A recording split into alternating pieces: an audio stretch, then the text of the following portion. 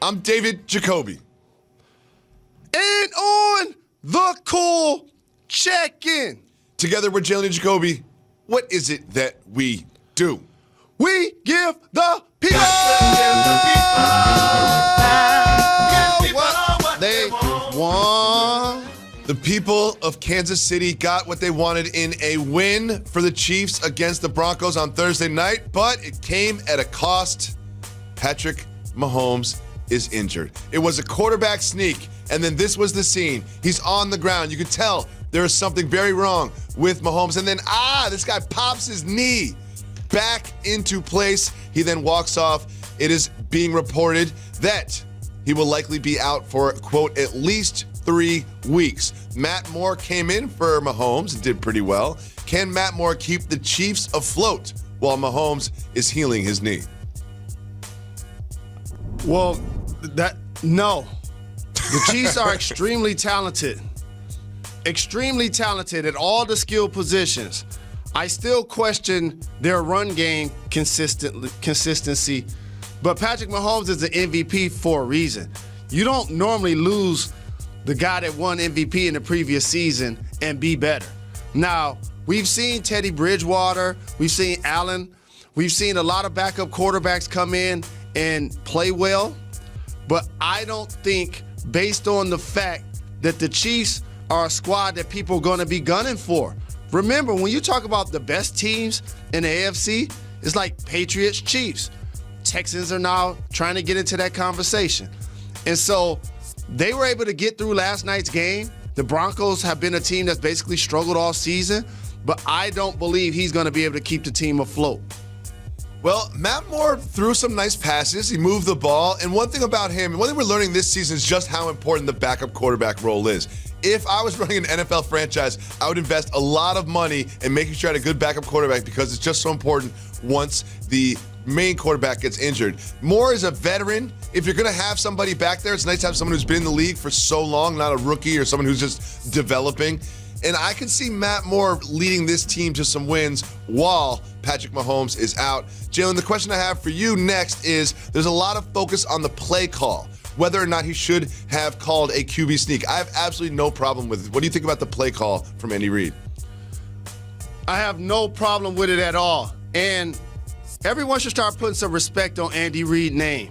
I know he probably wore out his welcome with the Eagles, but Patrick Mahomes, the development of this young quarterback so very fast, and the weapons he continues to surround, and particularly on the offensive side of the ball, have been truly dynamic, and how he's been an innovator has been amazing. I have no problems with a scrambling quarterback that can also play from the pocket, running a quarterback sneak. Jalen, we're going to move on. I really thought that as the season approached, we'd talk less and less about NBA and their relationship with China in Daryl Morey's tweet, but it keeps popping up back in the news. The latest is this of Adam Silver talking with Time Magazine.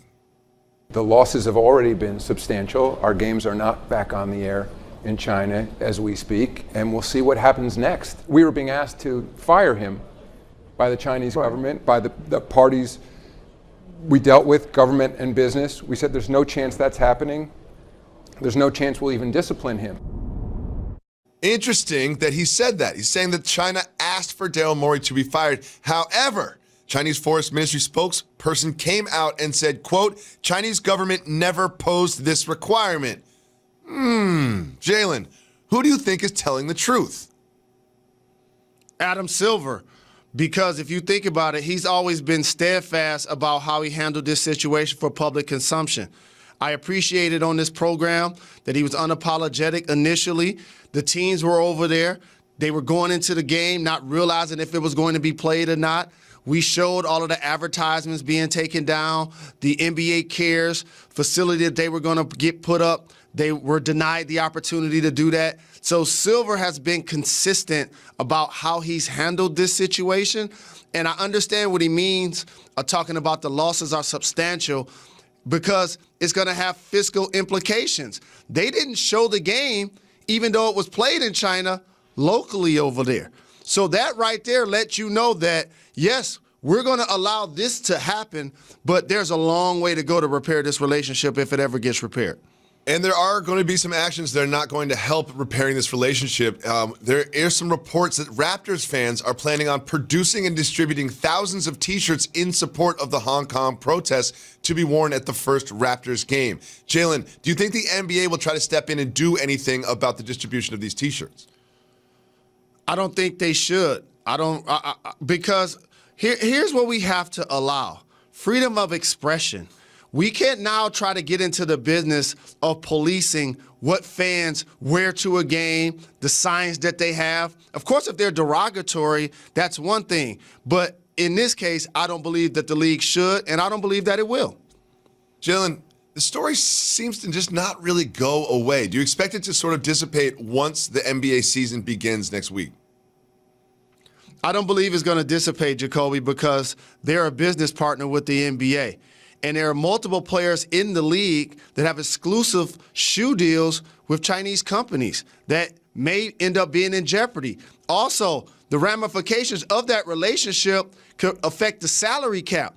I was on NBA Countdown with Woj, and he broke down how a relationship that we have with a business partner, Tencent, for example, if it's $100 million per se, that now is $2 million off of the salary cap.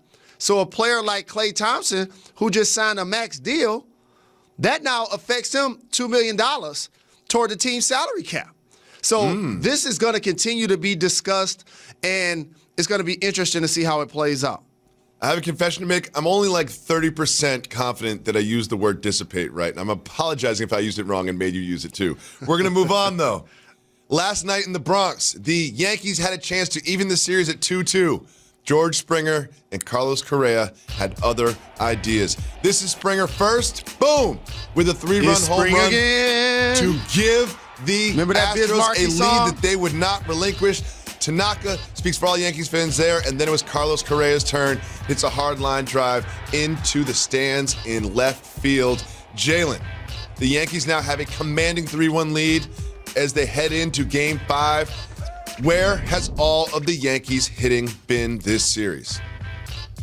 I told you going into this series, it was the exact contrast of styles. The Yankees, when they broke records this year, it was based on their home run hitting. When the Astros were breaking records, it was about their quality pitching. And usually when those two forces meet, pitching wins.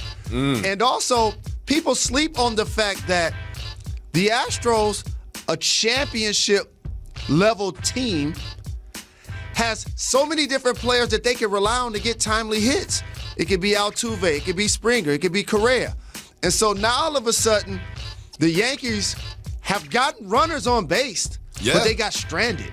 And so when you play like that at home and you don't bring those ducks off the pond, so to speak, now you put yourself in position to be facing elimination. The Yankees left 17 runners on base, a huge number. Encarnacion comes to mind as striking out with the bases loaded in a big spot. Now, Jalen, friend of the show, CC Sabathia, was on the active Yankee roster. He went into the game, and here's what happened. CC Sabathia tried to go 89 miles an hour. Seems like he's all right, but starts moving the left arm a little bit, and then you can see it on his face. He just couldn't finish. The Yankee faithful gave him a standing ovation as he walked off the field. Do you think we've seen the last pitch thrown in Major League Baseball from our friend, CC Sabathia? I think we have seen the final pitch of CC's illustrious future Hall of Fame career. The crafty lefty, I appreciated how the Yankee faithful, as you acknowledged, gave him a standing ovation. He already talked about retirement. This is an unfortunate way to go out injured and your team trailing 3-1, but he deserved the acknowledgement that he got. Well, we'll see what happens in Game 5. It will be Paxton against Verlander. Do you think the Yankees have a chance to get down 3-1 and get back to Houston against Verlander? Then trouble. I'm going to take that as Verlander at home, closeout game. It ain't looking good for the Bronx Bombers.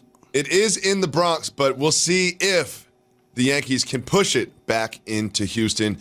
We will continue on the GM survey in the NBA. Results are in, and there's some surprising ones. We'll show them to you right after this.